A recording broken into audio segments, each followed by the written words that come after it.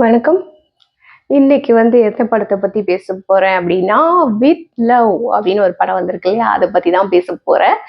அதாவது என்ன அப்டின்னா, ஃபர்ஸ்ட்டு நான் ஏதோ ஒரு படம் இது நம்ம டியூட் அந்த படம்லாம் வந்துச்சுல, அந்த மாதிரி ஏதாவது ஒரு படமா இருக்கும் அப்டின்னு சொல்லிட்டு, ஏன்னா இந்த ஜெனரேஷனுக்கு உண்டான படம் மாதிரி இது போட்டிருந்தாங்க ட்ரெய்லர்லாம். ஸோ அதுல சரி பார்ப்போம் அப்படின்னு சொல்லி பார்க்கும்போது என்ன அப்படின்னா, "என்னடா இப்படி எடுத்து வச்சிருக்கீங்க?" அப்படிங்கிற மாரி ஆச்சரியமாக இருந்தது. அது எல்லார் லைஃப்லயுமே இந்த விஷயங்கள் எல்லாம் நடந்திருக்கும். அது ஒரு ஹால்ஃப் கண்டிப்பா நடந்திருக்கும். இன்னொரு ஹால்ஃப் கண்டிப்பா நடந்திருக்காது. நெறைய பேர் அதுக்கு ட்ரை பண்ணியிருக்க மாட்டாங்க. ஸோ இந்த மாதிரி எல்லாம் இருக்கு. இந்த ஜெனரேஷன பொறுத்தளவுல என்னன்னா, அட் பிரசன்ட் இப்ப ஸ்கூல் படிச்சுட்டு இருக்கக்கூடிய பசங்கலாம் என்ன அப்படின்னா, அவங்களுடைய கான்டாக்ட் அப்படிங்கிறது அப்படியே மெயின்டெயின் ஆகும். ஏன்னா ஸ்கூல் முடிச்சு காலேஜ் போறப்பயே அவங்க மோஸ்ட்லி மொபைல் நம்பர் அப்படிலாம் மெயின்டெயின் பண்ண ஆரம்பிச்சுறாங்க. அது போக நெறைய சோசியல் மீடியாஸ் இருக்கு.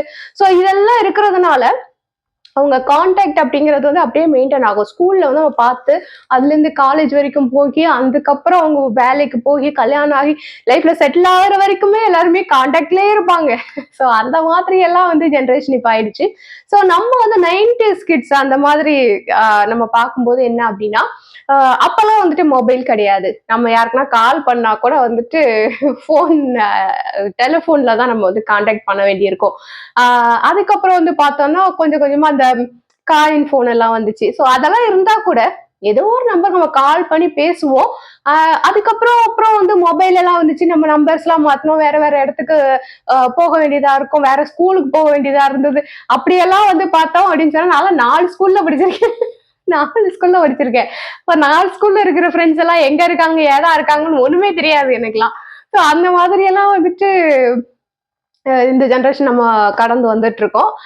ஆனா என்ன அப்டின்னா, ஒருவேள நம்ம ஸ்கூல்ல நம்ம கூட படிச்ச ஃப்ரெண்ட்ஸ் எல்லாம் நம்ம திருப்பி மீட் பண்ணோம் அப்டின்னா, நம்மளுக்கு என்ன மாதிரியான ஒரு ஃபீல் இருக்கும் அப்டிங்கிறத இந்த படத்துல ரொம்ப அழகா காமிச்சிருந்தாங்க. அ ஒரு அரேஞ்ச்டு மேரேஜ் ஒண்ணு இது பண்றாங்க.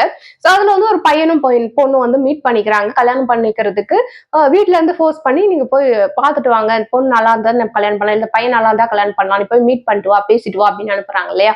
ஸோ அந்த மாதிரி தான் மீட் பண்றாங்க. ஸோ மீட் பண்ணும்போது பார்த்தா 2 பேரும் ஒரே ஸ்கூல்ல படிச்சிருக்காங்க. ஒரே ஸ்கூல்ல படிச்சிருக்காங்கன்றத தாண்டி, அந்த இடத்துல 2 பேருமே அவங்களுடைய ஸ்கூல் லைஃப்ல இருக்கக்கூடிய லவ் ஸ்டோரிய ஷேர் பண்ணிக்கிறாங்க. ஸோ அந்த பொண்ணு சடனா என்ன சொல்வா, "சரி உனக்கும் ஸ்கூல்ல ஒரு லவ் ஸ்டோரி இருந்தது. எனக்கும் ஒரு லவ் ஸ்டோரி இருந்தது. சரி நம்ம போய் அவங்கள பார்க்கலாமா? 2 பேருமே ப்ரொப்போஸ் பண்ணல. சரி அவங்க எப்படி இருக்காங்க அப்படிங்கிறத பார்க்கலாமா?" அப்படின்னு சொல்லும்போது, "இது என்ன ஐடியா? இது என்ன இது?" அப்படின்ற மாரி அந்த பையன் யோசிப்பாப்ல. அப்புறம் ஒரு மாரி முடிவு பண்ணி நம்ம போய் பார்ப்போம். ஸ்கூல் பசங்க நம்ம கூட படிச்ச ஸ்கூல் மேட்ஸ்லாம் நம்ம கான்டாக்ட் பண்ணோம்னா, நம்ம லவ் பண்ண அந்த பர்ட்டிகுலர் ஸ்டூடண்ட் எங்க இருக்காங்க அப்படிங்கிறத கண்டுபிடிச்சிடலாம். ஸோ நம்ம போய் ப்ரொப்போஸ் பண்ணிட்டு வரலாம் அப்படின்னு சொல்லிட்டு ஒரு ஜேர்னி ஆரம்பிக்கிறாங்க. ஸோ அந்த ஜேர்னில அவங்க எப்படி போய் அவங்களுடைய ஃப்ரெண்ட்ஸ் எல்லாம் மீட் பண்றாங்க? எப்படி ப்ரொப்போஸ் பண்றாங்க? ப்ரொப்போஸ் பண்ணதுக்கு அப்புறம் அவங்க லைஃப் எப்படிலாம் மாறுது? அவங்கலாம் அவங்க லவ் பண்ண அந்த ஸ்டூடண்ட்லாம் இன்னும் பேச்சுலரா இருக்காங்களா? இல்ல கல்யாணம் பண்ணிக்கிட்டாங்களா? அந்த மாரி விஷயங்கள்லாம் நெறைய காமிச்சிருந்தாங்க. உண்மையிலேயே பார்க்கறதுக்கு ரொம்ப அருமையா இருந்தது. ஒரு 96ன்னு ஒரு படம் வந்தது இல்லையா? சோ அதோடைய எலாபரேட்டட் வெர்ஷன் மாதிரி இருந்தது. அது என்னன்னா, அ நம்மளுக்குலாம் ஒரு ரிவர்ஸ் பட்டன் லைஃப்ல இருந்தா நம்ம ரிவர்ஸ் பண்ணிட்டு போய் இதெல்லாம் சரி பண்ணிட்டு வருவோம். அப்படின்ற மாரி மைண்ட்ல சில விஷயங்கள் நம்ம யோசிச்சு வச்சிருப்போம் இல்லையா? சோ அதெல்லாம் இதுல நிஜமாவே காமிச்சிருந்தாங்க. சோ ரிவர்ஸ் பட்டனுக்கு போகல. இருக்கிற அந்த காலகட்டத்திலேயே போய் யார மீட் பண்ணணுமோ அவங்கள மீட் பண்ணி என்ன செய்யணுமோ அதெல்லாம் செஞ்சுட்டு வந்தாங்க. அதே மாதிரி ஒரு வாத்தியார ஒரு டீச்சர் மேல் டீச்சர் அவர ஒரு தப்பா நினைச்சு இந்த ஹீரோ ஸ்கூல் டேஸ்ல அடிச்சிருவாங்க. சோ அதெல்லாம் அந்த மாரி தப்பெல்லாம் நடக்கல. அவரு இந்த ஒரு 2 பொண்ணுங்கள காப்பாத்துறதுக்காக தான் அந்த மாரி பண்ணியிருப்பாரு. அதெல்லாம் தெரிஞ்சு திருப்பி போய் சாரி கேட்கிறது அந்த சார் கிட்ட சாரி கேட்டு சோ அதெல்லாம் ரொம்ப அழகா இது பண்ணியிருந்தாங்க. நானும் யோசிச்சேன், நம்மலாம் நெறைய பேர்கிட்ட படிச்சோமே, அந்த டீச்சர்ஸ்லாம் நம்ம போய் பார்த்தோம்னா, இந்நேரம் நம்மள அவங்களுக்கு ஞாபகம் இருக்குமா? அப்படிங்கிற மாரிலாம் சில டீச்சர்ஸ்லாம் நம்மளுக்கு மைண்ட்ல போவாங்கல்ல. நம்ம ஸ்கூல் படிக்கிறப்போ நம்மளுக்குன்னு ஃபேவரட் டீச்சர்ஸ் இருப்பாங்க. இல்ல நம்ம மேல ரொம்ப க்ளோஸா இருக்கக்கூடிய சில டீச்சர்ஸ் இருப்பாங்க. சோ அந்த மாரி டீச்சர்ஸ்லாம் நம்ம யோசிச்சு பார்ப்போம் இல்லையா? நான்லாம் வந்துட்டு சில ஒரு ஒரு சார் வந்து ரொம்ப அழகா பாடுவாரு. எங்க 7th எடுத்தாரு. வாய்ஸ் வந்து அவ்ளோ சூப்பரா இருக்கும். நல்லா பாடுவாரு. நெறைய சினிமா சாங்ஸ் பாடுவாரு. அவருடைய வாய்ஸ் கேட்டுட்டு அவர் பாடுறதெல்லாம் பார்த்துட்டு தான் அதுக்கப்புறம் நானும் பாட்டு பாடணும்லாம் ட்ரை பண்ணேன். ஒண்ணும் வரல. ஒண்ணும் வரலங்கிறது வேற விஷயம்.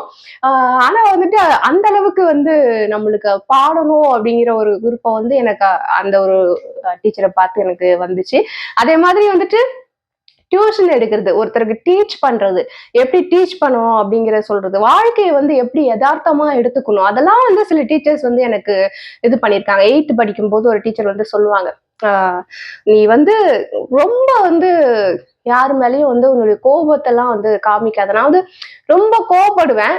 ஆனா வந்துட்டு ரொம்ப அடிக்கிறது, வைக்கிறதுலாம் கிடையாது. கோவப்பட்டேன்னா அமைதியா உட்கார்ந்துருவேன். யார்கிட்டயும் பேச மாட்டேன். ஸோ ஒரு நாள் வந்து அட்வைஸ் பண்ணும்போது என்ன சொன்னாங்க அப்படின்னா, கோபம் அப்படிங்கிறது எப்போ வரணும் அப்படின்னா, அவங்க இந்த இந்த மூக்கு நுனிய தொட்டு பார்த்து சொல்லுவாங்க இல்லையா? அததான் சொன்னாங்க. இந்த இந்த இது வரைக்கும் எல்லாருக்கும் வந்து ஃப்ரீடம் இருக்கு. இத தாண்டி உன்னை தொட்டாங்கன்னா தான் நீ வந்து கோவப்படணும். அது வரைக்கும் வந்து நம்மளுக்கு அவங்கள பத்தி கேள்வி கேட்கறதுக்கு எந்த ரைட்ஸும் கிடையாது. அவங்க என்ன வேணா சொல்லிட்டு போறாங்க. உன்னைய பத்தி என்ன வேணா சொல்லிட்டு போறாங்க. இல்ல வேற யாரும் நம்ம ஃப்ரெண்ட்ஸ பத்தி என்ன வேணா சொல்லிட்டு போறாங்க. காதுல வாங்கிக்காத.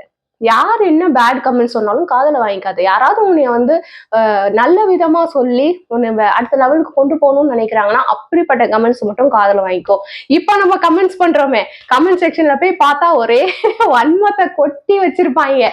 ஸோ அந்த மாதிரிலாம் இல்லாம நல்ல கமெண்ட்ஸை மட்டும் எடுத்துக்கோ, பேட் கமெண்ட்ஸ் எல்லாம் விட்டுரு. அந்த மாதிரிலாம் வந்துட்டு லைஃப் அட்வைஸ் பண்ண டீச்சர்ஸ் எல்லாம் இருக்காங்க. ஸோ அவங்கெல்லாம் அப்படியே வந்து மைண்ட்ல வந்துட்டு போனாங்க இந்த படத்தை பார்க்கும்போது.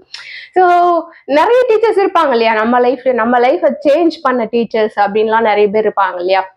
ஸோ நம்ம வந்து சில நேரங்கள்ல காலேஜ் படிக்கும் போதெல்லாம் பெரிய ரவுடி மாதிரி நம்ம தான் என்னவோ பெரிய ரவுடி மாதிரி அப்படியே சுத்திட்டு இருக்கிறது அத மாதிரிலாம் இருக்கும். ஆனாலும் இந்த டீச்சர்ஸ் தயவால ஏதோ பாஸ் பண்ணி வந்து அந்த மாதிரி விஷயங்கள்லாம் நடந்திருக்கும். ஸோ இதெல்லாம் வந்துட்டு இந்த படத்தை பார்க்கும்போது எனக்கு அப்படியே பேக்ரவுண்ட்ல ஓடிக்கிட்டே இருந்துச்சு. இவங்கெல்லாம் போயிட்டு அவங்க ஸ்கூல் மேட்ஸ் எல்லாம் கண்டுபிடிச்சு அந்த பையன் வந்து ஒரு அனிஷான்னு ஒரு பொண்ணை லவ் பண்ணிருப்பான். அவன் பேரு சத்யா. சத்யா வந்து அனிஷாவை லவ் பண்ணிருப்பாரு. இவர் போய் கான்டாக்ட் பண்ண போற நேரத்துக்குள்ள அவங்களுக்கு வந்து கல்யாணம் ஆகி ஏற்கனவே ஒரு குழந்தை இருக்கும். 2வது கன்சீவ் ஆயிருப்பாங்க. கன்சீவ் ஆயிட்டு அவங்க அம்மா வீட்டுக்கு வந்திருப்பாங்க. ஸோ அந்த சுச்சுவேஷன்ல தான் போய் பார்ப்பாரு. இருந்தா கூட நான் ப்ரப்போஸ் பண்ணிடுறேன், என் மனசுல இருக்கிறத நான் சொல்லிடுறேன் அப்படின்னு சொல்லிட்டு அப்ப கூட வந்து ப்ரப்போஸ் பண்ணிடுவாரு. ப்ரப்போஸ் பண்ணோன்னா அவருக்கு வந்து அந்த ஒரு மைண்ட்ல இருக்கிற அந்த ஒரு ஸ்ட்ரெஸ் வந்து போயிடும். அப்போ ஸ்கூல் டேஸ்ல அந்த அனிஷாவுக்காக ஒரு பர்த்டே கிஃப்ட் ரெடி பண்ணி வச்சிருப்பாரு. அத வந்து இப்போ அவங்களுக்கு கல்யாணம் ஆகி 2 குழந்தை ஆக போற நேரத்துல வந்துட்டு கொண்டு வந்து கொடுப்பாரு. அதெல்லாம் வந்து பார்க்கும்போது நானும் வந்து என்னுடைய அந்த அந்த டைரி எழுதுவோம்ல, அது பேர் என்னது, ஸ்லாம் புக், அதெல்லாம் வந்து அப்பப்போ புரட்டி பார்ப்பேன். ஸோ அது வந்து அததான் எனக்கு ஞாபகப்படுத்துச்சு. ஸோ எப்பயோ எழுதின விஷயங்கள். ஸோ அதை வந்து புரட்டி பார்க்கும்போது நம்மளுக்கு வந்து அந்த மலரும் நினைவுகள் அப்படின்னு சொல்லுவாங்களா, அதெல்லாம் வரும் இல்லையா? ஸோ அந்த மாதிரி எல்லாம் வந்துட்டு இந்த படத்தை பார்க்கும்போது தோணுச்சு. அதே மாதிரி அவங்க ஹீரோயின் வந்து மோனிஷா அப்படின்ற ஒரு கேரக்டர் இருக்கும். ஸோ அவங்க வந்து பாலாஜி அப்படிங்கிற ஒரு கேரக்டர் வந்து லவ் பண்ணியிருப்பாங்க. அவங்களுடைய அப்பா வந்து இறந்து போனதுனால அவங்களால ப்ரப்போஸ் பண்ண வேண்டிய நேரத்துல அவங்க ப்ரப்போஸ் பண்ணாம விட்டுட்டு போயிட்டு இருப்பாங்க. வேற ஸ்கூல் மாத்தி போயிருவாங்க. அப்புறம் காலேஜ் முடிப்பாங்க. அப்புறம் வந்துட்டு பெரிய யூடியூபரா இருப்பாங்க. பெரிய ஒரு செலிபிரிட்டி மாதிரி இருப்பாங்க. ஸோ அந்த மாதிரி எல்லாம் அவங்க லைஃப் ஆயிடும். இருந்தா கூட நம்ம வந்து பாலாஜியை கண்டுபிடிச்சு நம்ம வந்து ப்ரப்போஸ் பண்ணலாம் அப்படின்னு சொல்லிட்டு 2 பேருமே பிளான் பண்ணி வந்தாங்க இல்லையா? ஸோ பண்ணிடலாம் அப்படின்னு போகும்போதுதான் வந்துட்டு ஹீரோவுக்கும் ஹீரோயினுக்கும் அதுக்குள்ள வந்து ஓரளவுக்கு லவ் எல்லாம் செட் ஆயிடும். அவங்களுக்குள்ள செட் ஆயிடும். இருந்தா கூட அந்த பாலாஜி அப்படிங்கிற கேரக்டர் இவங்க போய் சந்திச்சதுக்கு அப்புறமா வந்து ஹீரோ வந்து என்ன நினைச்சுப்பாரு, ஒருவேளை அவன் ப்ரப்போஸ் ஏத்துக்கிட்டானா அவங்க கூட இருந்துப்பா போல இருக்கு, நம்மள வந்து லவ் பண்ணல போல இருக்கு அப்படிங்கிற மாதிரிலாம் நினைச்சிட்டு அதுக்குள்ள இவங்க அப்பாக்கு சீரியஸ் ஆயிட்டு இவர் வந்துருவாரு. அந்த அண்ணன் திருப்பி அவங்க வந்து அடிச்சு பிடிச்சு ஓடி வந்து அதெல்லாம் வந்து ரொம்ப வந்து ஒரு மாதிரி எடுத்திருந்தாங்க. வந்து நல்ல நைட்ல வந்து நல்லா தண்ணி அடிச்சுட்டு ஃபுல் போதையில எல்லாருக்கும் ஃபோன் பண்ணி நான் வந்து சாவ போறேன், நாளைக்கு வந்து எல்லாரும் வந்துருங்க அப்படிங்கிற மாதிரி எல்லா ஸ்கூல் ஃப்ரெண்ட்ஸுக்கும் ஃபோன் பண்ணி சொல்லிடுவாரு. இந்த மாதிரிலாம் வந்து நிறைய கலாட்டா சீன்ஸ் எல்லாம் இருந்தது. ஸோ பாக்குறதுக்கு படம் அந்த போர் இல்லாம போச்சுது அப்படிங்கிறத விட நிறைய விஷயங்கள் நம்ம லைஃபோட கனெக்ட் ஆகும்போது அது வந்து பாக்குறதுக்கு ரொம்ப இன்ட்ரெஸ்டா இருக்கும்ல. இதுல என்ன நடந்துச்சு, நம்ம லைஃப்ல இப்படி நடந்தா நல்லா இருக்குமே அப்படிங்கிற மாதிரி சில விஷயங்கள்லாம் இருக்கும் இல்லையா? ஸோ அந்த மாதிரி நிறைய விஷயங்கள் இந்த படத்துல நான் ஃபீல் பண்ணேன். நீங்க வித் லவ் அப்படிங்கிற இந்த படத்தை பார்த்துட்டீங்க அப்படின்னா உங்களுக்கு இந்த படம் உங்க லைஃபோட எப்படியெல்லாம் கனெக்ட் ஆச்சு, இதை பத்தி நீங்க என்ன நினைக்கிறீங்க அப்படிங்கிறத மறக்காம கமெண்ட் செக்ஷன்ல சொல்லிட்டு போயிருங்க. இன்னும் இந்த படத்தை பார்க்கலைன்னா கண்டிப்பா பாருங்க. இந்த படத்துல வந்து முகம் சொல்லிக்கிற மாதிரி எந்த சீனும் கிடையாது, முகம் சொல்லிக்கிற மாதிரி எந்த விஷயமும் கிடையாது. எல்லாரும் பார்க்கலாம், ஃபேமிலியோட உட்காந்து பார்க்கலாம். அந்த மாதிரியான ஒரு படமா இருக்கு. கண்டிப்பா பாருங்க. ஓகேவா? அடுத்த வீடியோவில் சந்திக்கிறேன். அதுவரை பாய்.